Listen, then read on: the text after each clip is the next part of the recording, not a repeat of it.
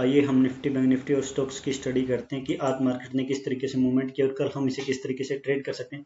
सबसे पहले हम निफ्टी को डे टाइम फ्रेम पे देखते हैं। अगर हम निफ्टी को डे टाइम फ्रेम पे देखें तो निफ्टी लगातार एक स्ट्रॉन्ग अप ट्रेंड में लगातार स्विंग्स बनाते हुए अपसाइड जा रहा था। उसके बाद निफ्टी ने एक अच्छा स्विंग बनाया और स्विंग बनाने के बाद निफ्टी ने एक हायर स्विंग बनाने के बाद आज इस लास्ट स्विंग के नीचे ही निफ्टी में ओपनिंग हुई और जो कि हमें एक बेयरिश सिग्नल देता है कि जब भी मार्केट ऊपर जाती है हमेशा स्विंग्स बनाते हुए जाती है और जब मार्केट अपने एक लास्ट स्विंग को क्रॉस करती है तो वो एक ट्रेंड रिवर्सल का सिग्नल होता है। आज ग्लोबल सेंटीमेंट्स की वजह से मार्केट काफी गैप डाउन ओपन हुई। निफ्टी ऑलमोस्ट 17,180 के आसपास ओपन हुआ और उसके बाद निफ्टी ने 17,380 का हाई लगाया है। तो अब हम देखेंगे कि निफ्टी में हमारे पास जो सपोर्ट है वो आज का डे लो एक स्ट्रॉन्ग सपोर्ट है। आप देखोगे कि पिछले 4 दिन भी निफ्टी ने यहाँ काफी स्ट्रॉन्ग सपोर्ट लिया था।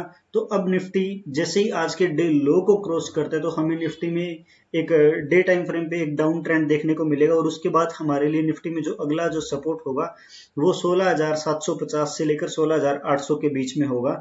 अब हम निफ्टी को 15 मिनट टाइम फ्रेम पे स्टडी करते हैं कि कल हम निफ्टी को किस तरीके से ट्रेड कर सकते हैं। आप देखोगे कि निफ्टी ने गैप डाउन ओपनिंग के बाद एक अच्छी रिकवरी के बाद निफ्टी ने यहाँ कंसोलिडेट किया है। तो अब हमारे पास निफ्टी में एक जोन है जो कि ये एक 17,280 का हमारे पास एक सपोर्ट है। अगर हम रेजिस्टेंस की बात करें तो 17,400 का निफ्टी में एक स्ट्रॉन्ग रेजिस्टेंस है जो कि पहले आप देखोगे कि ये एक सपोर्ट था और अब निफ्टी में हमारे लिए एक रेजिस्टेंस का काम करेगा।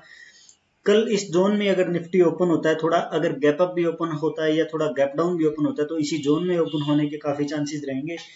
जैसे ही निफ्टी इस जोन में ओपन होने के बाद डाउन साइड में अगर 17,280 के लेवल को ब्रेक करता है तो हमारे लिए जो पहला टारगेट रहेगा वो 17,200 का रहेगा।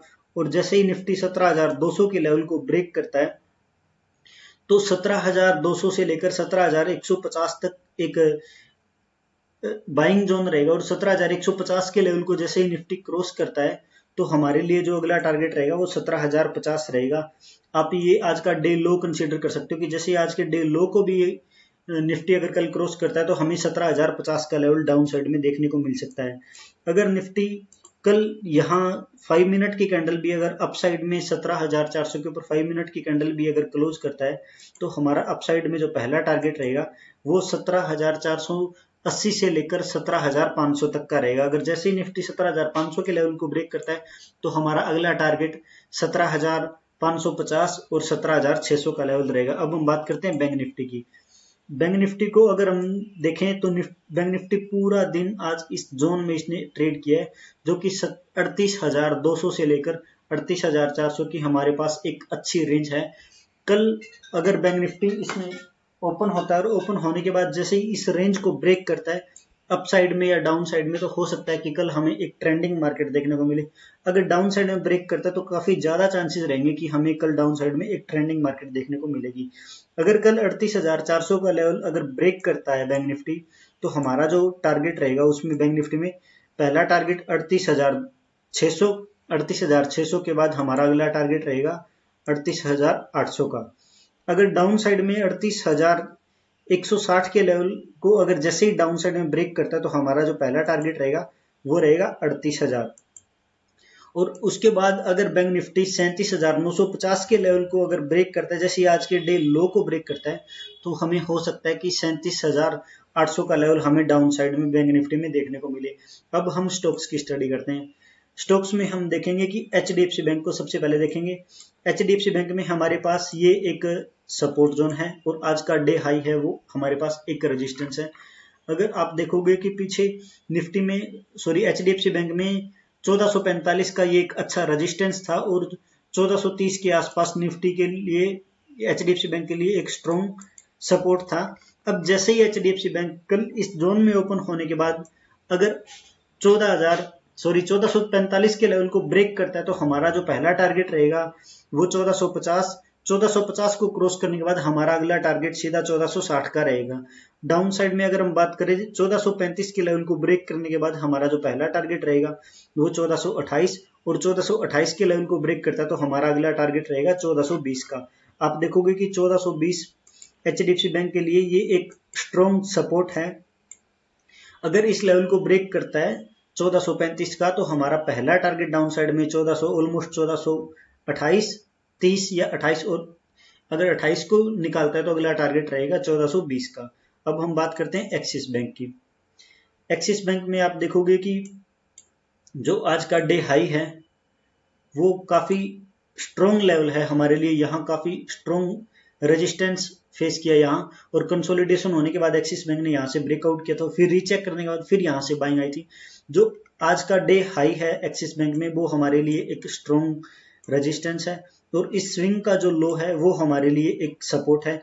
इस स्विंग के लो को निकालने के बाद हमारे पास जो अगला सपोर्ट आएगा एक्सिस बैंक में वो आएगा 720 का। अब हमारे पास एक्सिस बैंक में एक रेंज है 725 से लेकर 734 की। अगर 725 के लेवल को निकालता है तो हमारा पहला टारगेट 720, और 720 के बाद हमारा अगला टारगेट रहेगा कि हो सकता है कि कल हमें 710 या 11 का लेवल एक्सिस बैंक में देखने को मिले।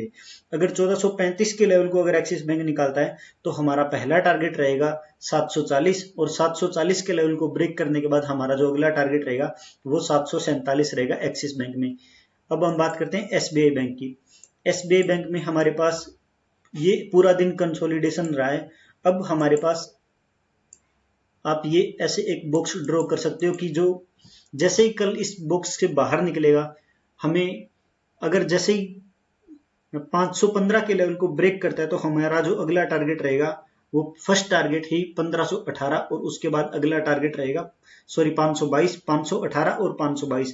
अगर डाउन साइड में 511 के लेवल को अगर ब्रेक करता है तो डाउन साइड में पहला टारगेट 508, और उसके बाद अगला टारगेट हमारा रहेगा 505 का SBI बैंक में, उसके बाद अगला लेवल रहेगा 500 का। अब बात करते हैं हम रिलायंस की। रिलायंस में आप देखोगे कि जो आज का डे लो है वो एक स्ट्रॉन्ग सपोर्ट है रिलायंस में।